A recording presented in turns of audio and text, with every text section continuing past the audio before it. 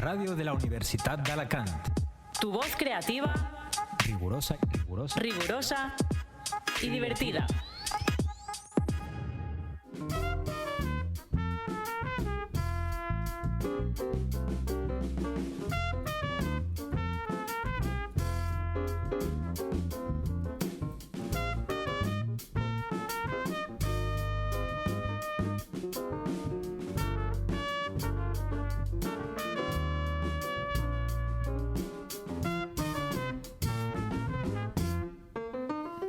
Muy buenas, ¿qué tal? Bienvenidos a un nuevo programa de Ciencias Paranormales. Este programa de divulgación científica que hacemos en la Asociación de Divulgación Científica de Alicante y que, como hacemos en la Universidad de Alicante, pues sobre todo dedicamos a divulgar un poco lo que se hace por aquí en la universidad, y siempre traemos a algún investigador o profesor de aquí a que nos cuenten sus cosas. Bueno, sus cosas, yo creo que esta vez no es científico.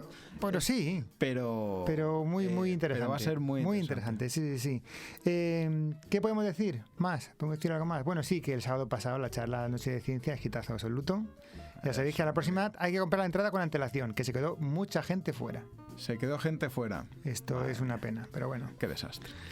Pero es que no da para más. Al final tenemos que hacer en el teatro principal o algo así, las charlas. El Rico Pérez. El Rico Pérez. A este paso, el año que viene Rico Pérez. ¿Qué decimos? El momento de contacto. Yo te lo dejo porque tú te lo sabes ya, como te he dicho. Bueno, pues eso, que nos contéis cosas, que nos digáis si os gusta. Si no os gusta, pues mejor os calláis. Pero si os gusta, sí, a mí no sé. Sí, si os gusta, pues sabéis que podéis ponernos en contacto con nosotros en la asociación. Tenemos correo electrónico adcalicante@gmail.com. Si queréis el del programa... el del programa ya no sé si me acuerdo. Ciencias para dot normales. Ciencias para dot normales @gmail.com. El Twitter @adcalicante o @ccs paranormales. Ajá. Y que respondemos y admitimos sugerencias. Claro. Y bueno, ¿qué? Hoy no se me olvida las técnicas que tenemos hoy. Sí, a mí se me olvida siempre, tío. Siempre, María Jesús y Pilar, las mejores técnicas de la radio de la Universidad de Alicante. Es que qué pelota, es un pelota inverso, tío. Ya lo dije la otra vez. Hombre, es que me da el mucho profe respeto. la pelota a las alumnas. Me da mucho respeto a los alumnos. Sí. Pues vamos a estar ya a la entrevista, ¿no? Venga, vamos allá.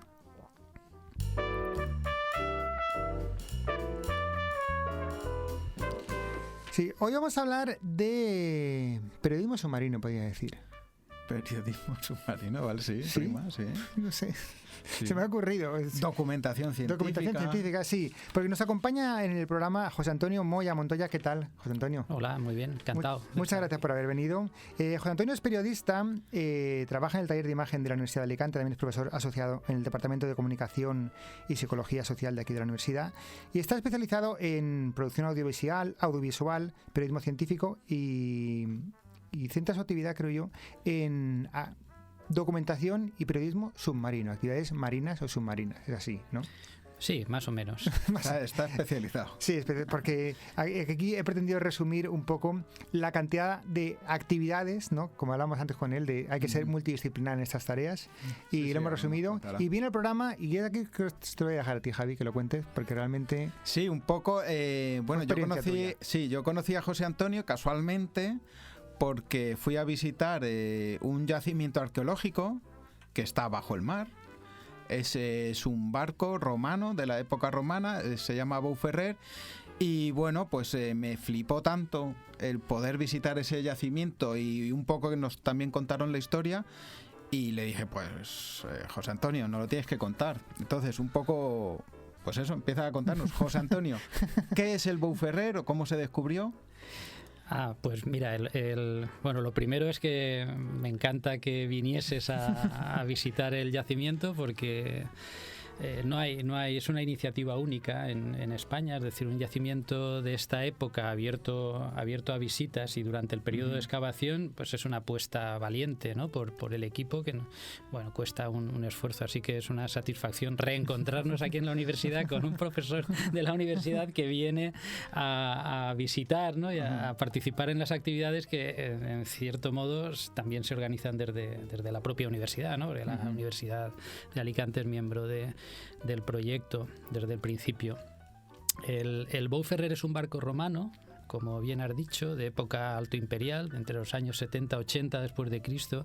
Es un gran barco de comercio, no es un barco de guerra, transportaba mercancías para la venta, para la comercialización. Es un gigante de la época, es el equivalente ahora a un portacontenedores, de esos que vemos llegar a los puertos cargados hasta arriba, ¿no? Que vienen de China, sería el equivalente. Es decir, un barco de estos que corta la respiración cuando lo ves llegar al puerto, pues imaginaos... siglo I después de Cristo, cuando llegaba a Cádiz o cuando llegaba a Roma, la gente debía salir de sus casas para ver llegar esta enorme, gigante embarcación. Una embarcación de entre 32 y 33 metros de eslora, de largo. Pensad que los galeones artillados con cañones también tienen esa eslora y estamos hablando de muchos siglos antes. Que 38 metros son 38 metros. Son de los barcos más grandes de la época. Y además también muy ancho, con mucha manga. Un barco de las últimas investigaciones ya apuntan a que medía, ya podemos confirmarlo, unos 12 metros de manga. 12 por 32, 33 es un gran barco, con una gigantesca vela cuadrada, porque la propulsión de estos barcos era única y exclusivamente a velas, no llevan remos, 2 timones en la popa y una vela gigantesca. Es decir, manejar aquello era no tenía que ser fácil. Técnica impresionante. Es un barco que cargaba unas 3.500 ánforas de salsas de pescado, un producto que se utilizaba para condimentar las comidas en la época, muy, muy valioso. A mí me gusta decir que era como un ave creme de ahora, pero... ¿Era el garum ese? El garum es un tipo de esa salsa, sí. Garum es una de las más caras, ¿no? Pues una especie de ave creme, pero a precio de caviar, porque no estaba permitido para todas las clases sociales, solamente para las clases altas, por el alto precio que tenía. Unas 3.500 ánforas de unos 70 kilos de peso cada una, envase y contenido. Porque las ánforas no son pequeñas. Unos 70 kilos, es decir, se manejan una persona, entre 2 personas, pues se puede manejar. Lleva una carga... Sí, pero son de como 1,5 metros de alto. Sí, un poco, unos... 1,20 m o por ahí. No llega al metro, sí. ¿No llega al metro? En torno al metro de altura, sí. Son muy alargadas y pesan unos 35 kilos el envase y unos 35 kilos el contenido.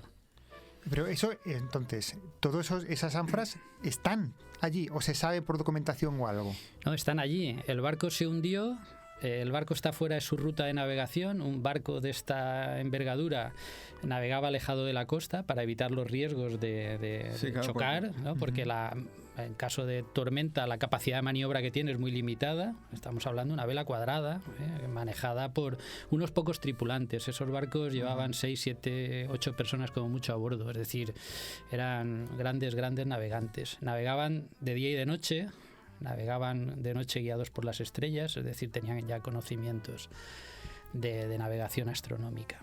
Y se hundió frente a la costa de Villajoyosa en una ruta que probablemente salió de Cádiz, esto está confirmado, el destino era Roma y probablemente pasaría por el sur de Baleares para enfilar el estrecho de Bonifacio y desde ahí cruzar al puerto de Roma. Debió ocurrir algo que le hizo intentar buscar refugio en la costa de Villajoyosa, no se sabe, e intentando llegar a la orilla, probablemente con una vía de agua, probablemente con la vela averiada, no lo consiguieron y se hundió a 25 metros de profundidad y a 1.000 metros exactos de la costa. Es decir, ya estaban muy cerca, muy cerca de la costa. 1.000 metros es muy cerca. Nada, está ahí al lado. Y muy lejos de su ruta, claro, pues si tenía que pasar por Baleares, fíjate, de Baleares a Villajoyosa es...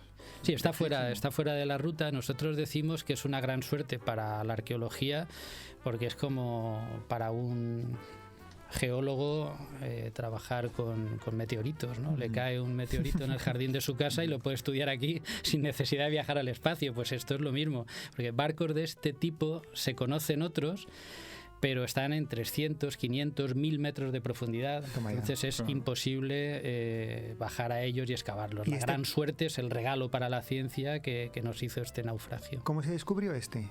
¿Y cómo se conserva? Porque se conservará bien para verse, digo yo. ¿O no sé? Sí, se conserva muy bien. Se descubrió de una forma, pues como muchas veces pasa, ¿no? Muy anecdótica y muy divertida. El puerto deportivo de Villajoyosa, el gerente, que se llama Antoine Ferrer, y el contramaestre, que se llama Pepe Bou, son aficionados al buceo y ellos salían a bucear habitualmente pues en la zona próxima, ¿no? Allí delante del puerto, a 1000 metros de distancia, había una zona estéril de fango donde no había absolutamente nada. Y pues en el 98 tenían una barca de desguace para hundir y decidieron hundirla en ese fondo estéril para crear una especie de pequeño arrecife donde poder ir en sus ratos libres a bucear y hacer fotos, ¿no? Porque los barcos en aquella época se permitía, actualmente no. Esos barcos desguazados son un hábitat, ¿no? Y ahí pues sirven de auténtico arrecife artificial. Fondearon ese barquito y al año siguiente, cuando fueron a bucear en él, no había GPS en esa época, iban con enfilaciones, entonces la aproximación era, pues a veces fallabas, ¿no? En vez de caer en el barquito, cayeron encima de una montaña de ánforas y claro, no daban crédito. Ellos lo cuentan muy bien y de una forma muy divertida, porque subieron a superficie a discutir, pero aquí no hundimos una barquita de madera y ahora ahí hay una montaña de ánforas, pero ¿tú dónde hundiste la barca? Y volvieron a bajar otra vez, se quedaron sin aire, lo cuentan de forma muy, muy, muy divertida. Bueno, una de esas casualidades, la barqueta que ellos hundieron está a 20 metros del yacimiento Bou Ferrer. La tenemos localizada y bien documentada, pero claro, cuando fueron a bucear a la barquita cayeron en el Bou Ferrer, que casualmente estaba allí. Y además tuvieron una conducta muy cívica, porque en vez de guardárselo para ellos o intentar llevarse recuerdos, ¿no? Souvenirs, como muchas veces pasa, acudieron al ayuntamiento, acudieron al Museo de Villajoyosa y lo notificaron. Y eso fue en el año 99. Ajá. En el 2000 se pusieron en marcha todos los mecanismos para documentarlo y ese es el arranque de las investigaciones. Y desde ese momento el Centro de Arqueología Subacuática de la Comunidad Valenciana, que está en Burriana, pues contó con la Universidad de Alicante para todos los trabajos de documentación. Eso de la zona de fangos que has dicho, ¿contribuyó de alguna manera a que se conserve también? Sí, esa es la doble, ¿no? la doble partida que tiene este yacimiento. Gracias a que se hundió en un fondo muy fangoso, se quedó enterrado en un ambiente anóxico y eso ha permitido que se conserve no solo los materiales cerámicos, que estos se conservan fácilmente, sino los materiales de origen orgánico como las maderas y bueno, todas las partes de la arquitectura naval que se conservan en un estado excepcional. Por contra, es una zona de aguas turbias y tenemos que pelear con una visibilidad baja, como bien sabe aquí el compañero. Efectivamente, pero bueno, pero nos da pie también a hablar de cómo se trabaja en un yacimiento arqueológico submarino, porque bueno, como comentaba, yo cuando bajé, la inmersión es una inmersión sencilla, pues son pocos metros, como ha comentado, 25 metros.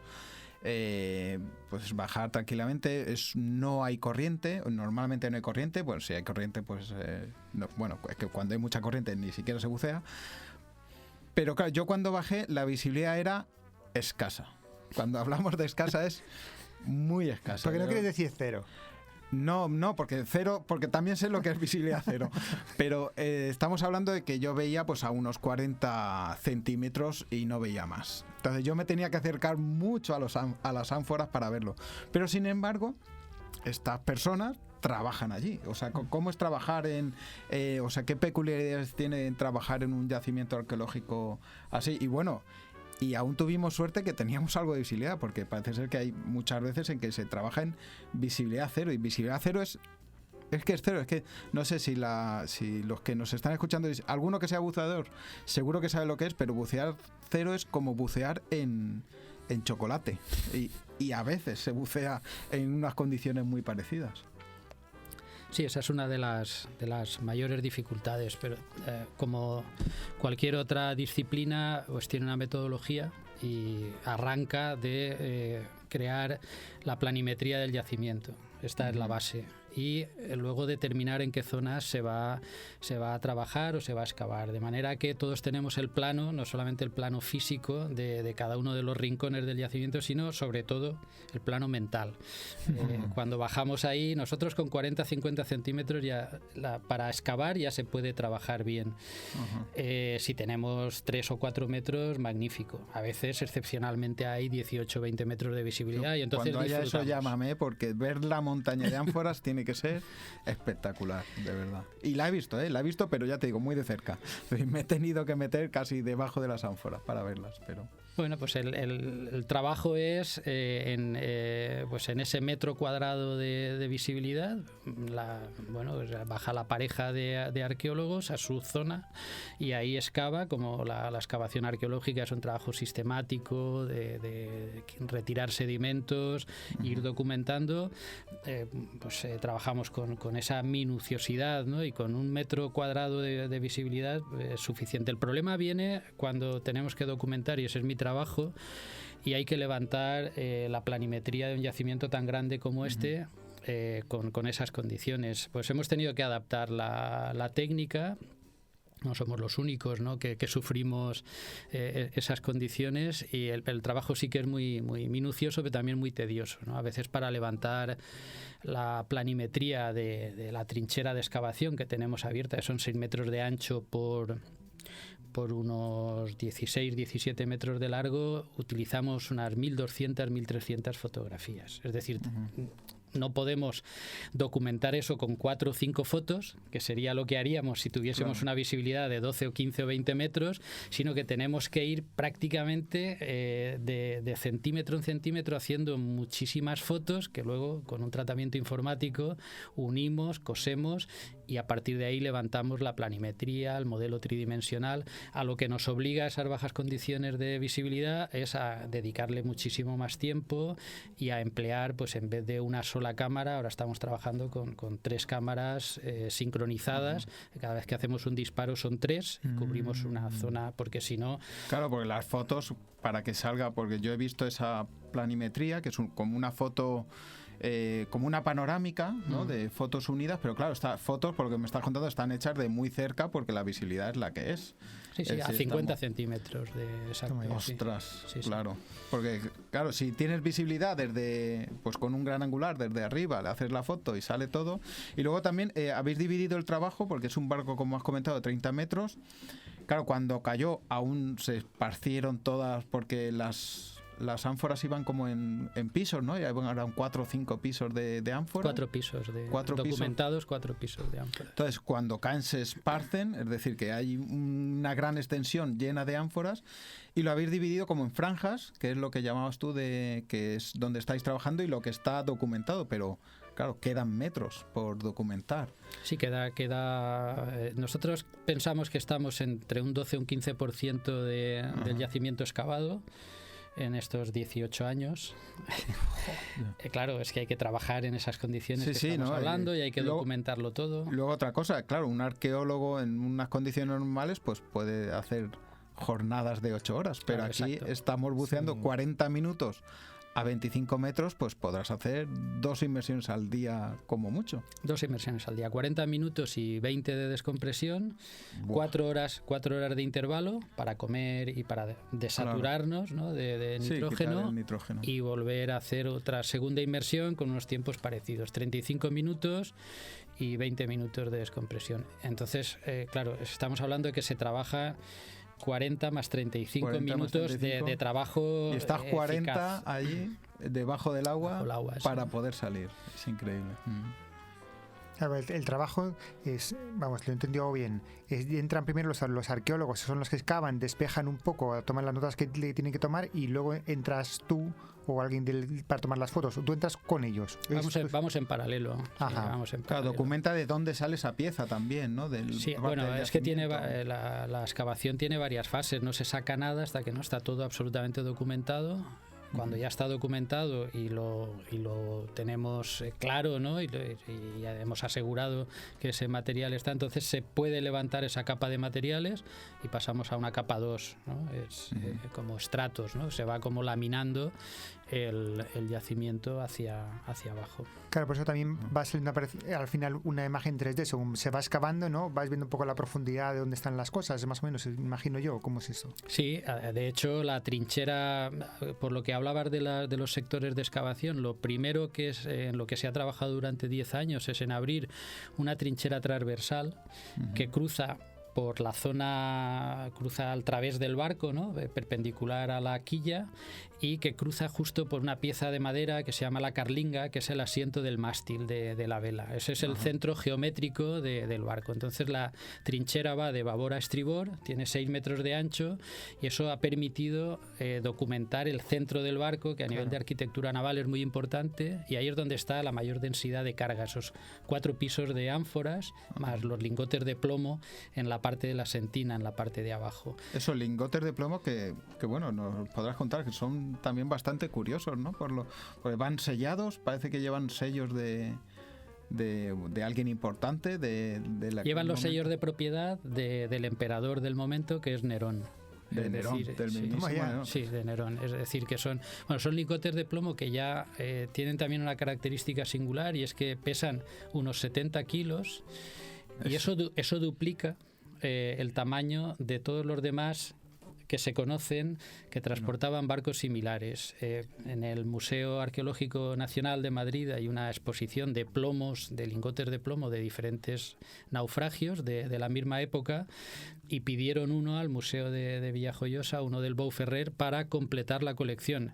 Cuando ves la exposición en el MAN, en Madrid, te das cuenta de que todos son justo la mitad. El del Bou Ferrer destaca ya por su tamaño, son unos 70 kilos, son unos tamaños que excede las medidas, los pesos normales, ¿no? Y luego va sellado con, lleva lleva varias marcas. Una es la de el fundidor, y sobre todo pues la más importante es la marca de Nerón, que es el propietario, es decir, era un flete imperial. Se supone que era un pedido, porque el plomo está localizado del origen.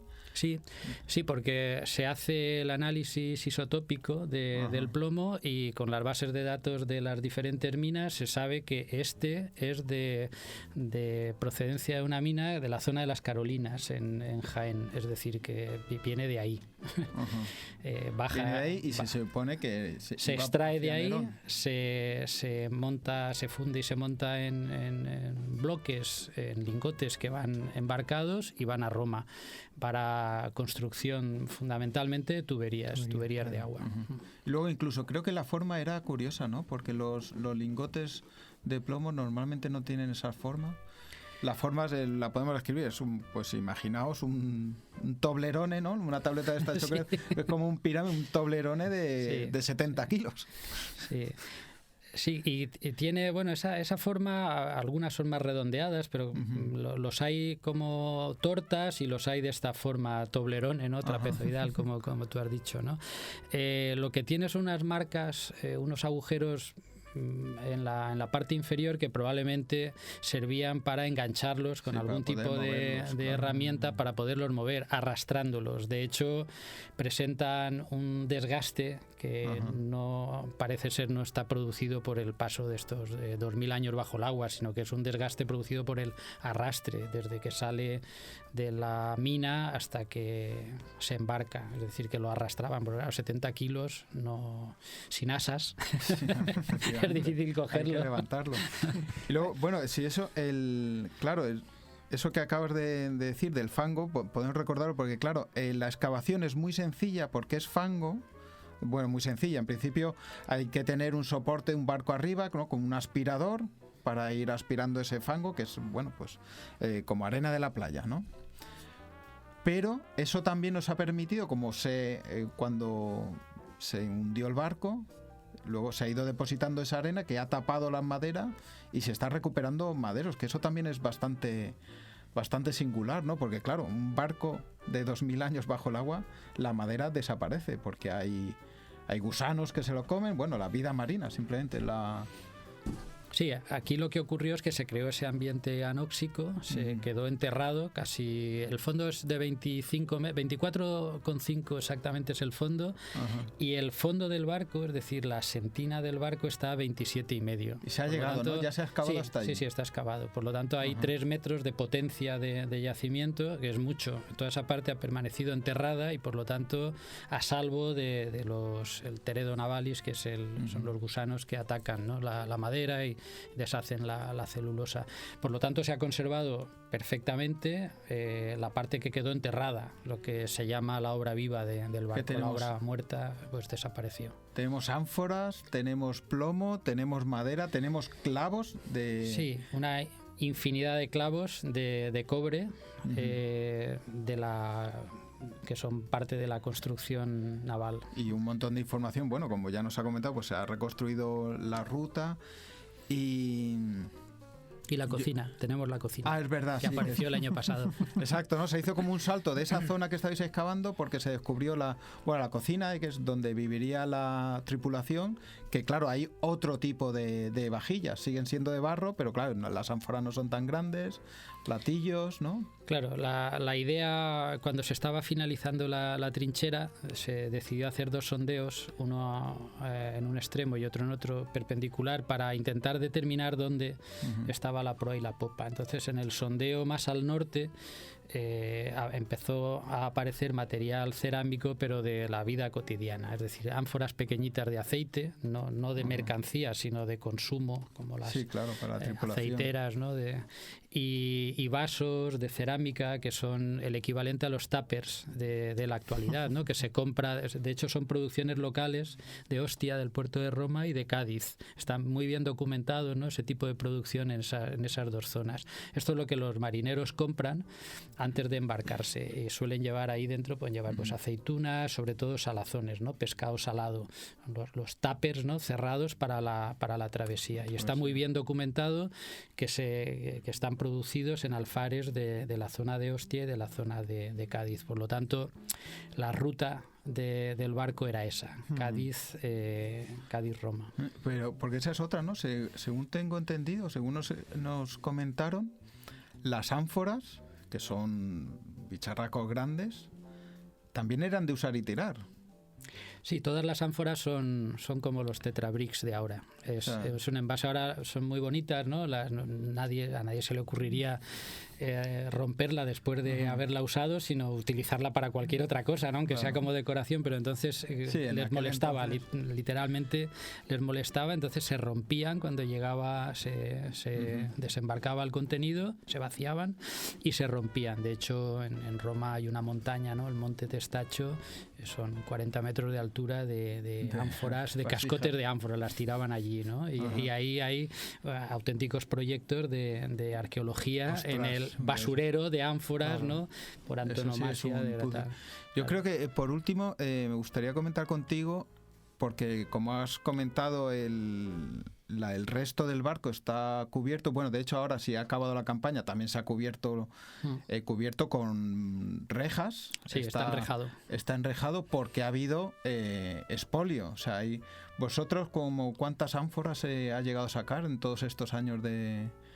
En el museo, en Vilamuseu, que es el depósito oficial de los materiales del barco, hay unas 500 ánforas de las 3.500. Y hubo un episodio, como dices, un episodio de expolio hace como 10-12 años, que es lo que obligó a Consellería pues a tomar la decisión de enrejar el yacimiento. Y no solo enrejarlo, que es la forma de protección pasiva, sino de activar con la Guardia Civil, con el Grupo de Actividades Subacuáticas de la Guardia Civil, el sistema SIBE de vigilancia que tienen por toda la costa española para lucha contra el narcotráfico y contra la inmigración ilegal.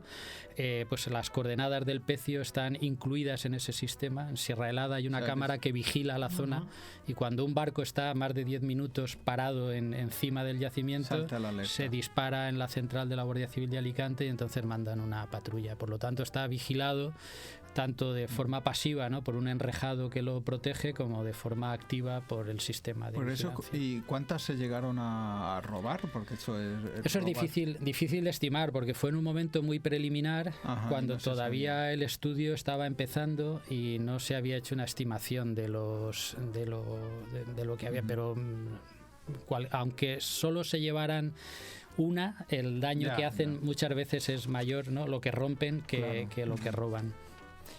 Pues ya no nos queda tiempo más. Muchas gracias, José Antonio, porque tendrás que venir otro programa a contarnos todos estos documentales que has hecho para Televisión Española. Bueno, que parece ser que va a salir a la Antártida también. Uno sobre el Beau Ferrer en National Geographic, estaremos atentos. Y ya tendrás que venir. Y nos contará más cosas. Cuando queráis, estoy Así aquí cerca. Pues nada, muchas gracias y hasta la próxima. Adiós.